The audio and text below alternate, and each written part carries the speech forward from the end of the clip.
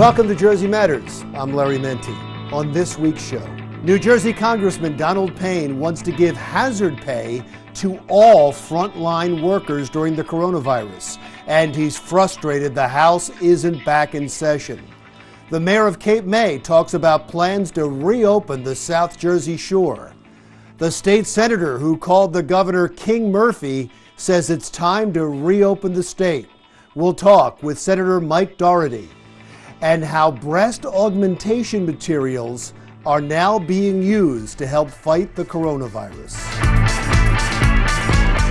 And now, my interview with Democratic 10th District Congressman Payne Jr. Congressman, thank you so much for doing this. Can I ask you where you are right now? I'm actually in Washington, D.C.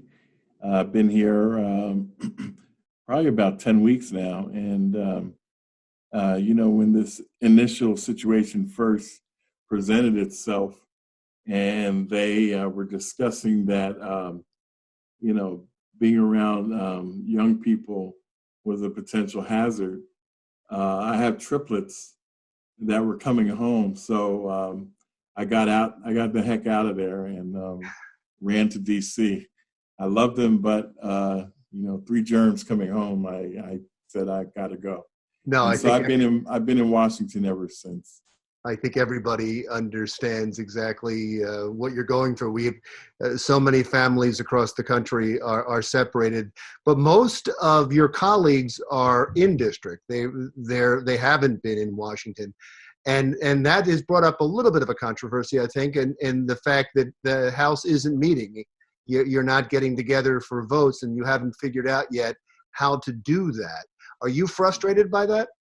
I've been very concerned about the inability to the Rules Committee to come up with a way for us to vote. They continue to talk about having to change the rule, and we've voted on several packages for the American people in relief, and you would think that one of those votes would be the rule change for us to be able to vote by proxy or whatever way they come up with. That's the one that's been spoken about the most. But it's really time to do it. It is still a concern of safety in the House of Representatives and us congregating on the floor in those numbers. You have some legislation in the pipeline right now, specifically a bill to give hazard pay to frontline responders, federal employees. How are you frustrated that will that be held up because of this? Well, it's still working its way through the House and getting members to sign on, and the usual protocols that come along with passing a bill. So it was really that I heard through my work in Homeland Security. And the TSA workers at the airport and the contact they were coming in to contact with many people. Obviously, they had to check them to fly. And we've lost a number of TSA agents to this disease. And so I started thinking about other federal workers. I wanted it to be broad and cover everyone, and I'm still working on forming some legislation around people working in food stores and bus drivers and gig workers such as Uber and those type, the beauty shops getting hazard pay right now. But my bill deals with essentially federal workers now. And, I heard that they only get hazard pay if they catch the virus. So I wrote a bill that would give them an extra pay just for being on the job during a national crisis. I know you are working on another stimulus bill. How is that looking right now? And is there a chance, and I know that North Jersey especially is interested in this, is there a chance that the Gateway Project increase in infrastructure could be in there? If we can do what was done after World War II, and get people to work rebuilding this country, the Gateway Project, the roads and bridges and tunnels in this country that are in disrepair. We can put a lot of people to work after this crisis. And so we continue to urge. We seemed like we were fairly close in the first month of this, but the administration and the Senate have shown no real interest in it. But it would be key. We're giving out trillions of dollars now. Just think what it would do to this country and the economy if we were paying people trillions of dollars to fix our infrastructure. You said the administration has been fighting this. Donald Trump has come out and said that he wanted infrastructure in the next stimulus bill. Have they gone back on that?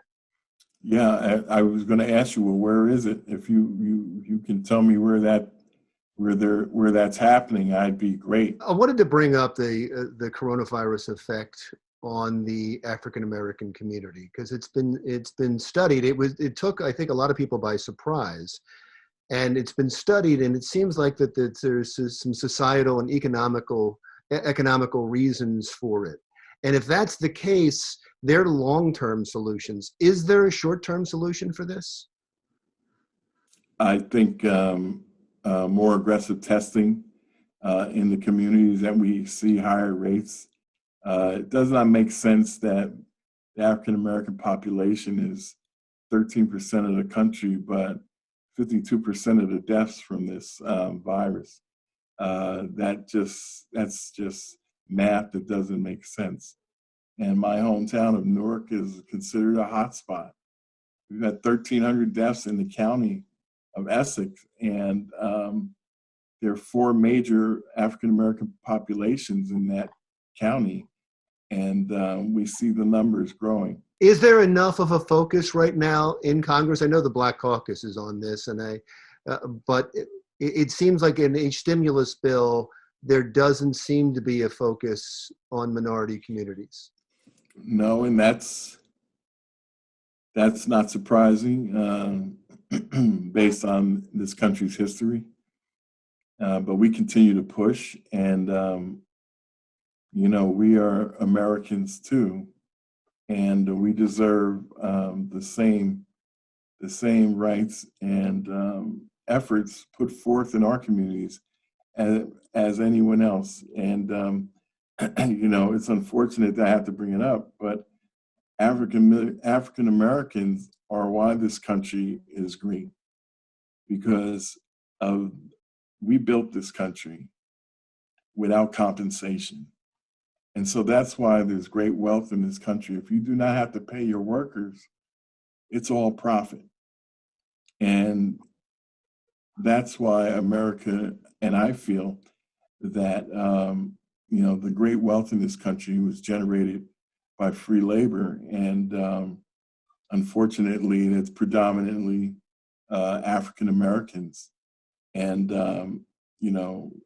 just like in New York, Blacks are twice as likely to die compared to whites. And in Wisconsin, Blacks are 6% of the population, yet 40% of the COVID deaths. That just doesn't make sense. No, it doesn't. And I thought there would be more of a federal or state effort. And I think the frustrating thing is that we're not seeing it. Right. Well, I understand why our communities are in that position. First our communities suffer from underlying health issues that make us more susceptible to infection. Right now I sit here talking to you, and I have 3 of the 4 major reasons you die from COVID. We're also exposed because we're the essential workers who simply cannot afford to stay home. We're the bus drivers, we're the janitors, we're the grocery store workers. And so our exposure is greater. And so, I understand why all those reasons for that. And we continue, as you said, the Black Caucus, to raise that issue, to push it, because we cannot leave out, any American. This is African American specific, but every American has the right to be taken care of in this country. All right, sir. Well said. You stay safe. You're always gracious with your time. I really appreciate getting a chance to talk to you. Thank you so much for having me, and I always appreciate talking to you. That was 10th District Congressman Donald Payne Jr. Still to come on Jersey Matters, we'll talk with a small business owner who is just trying to survive the pandemic. That's next.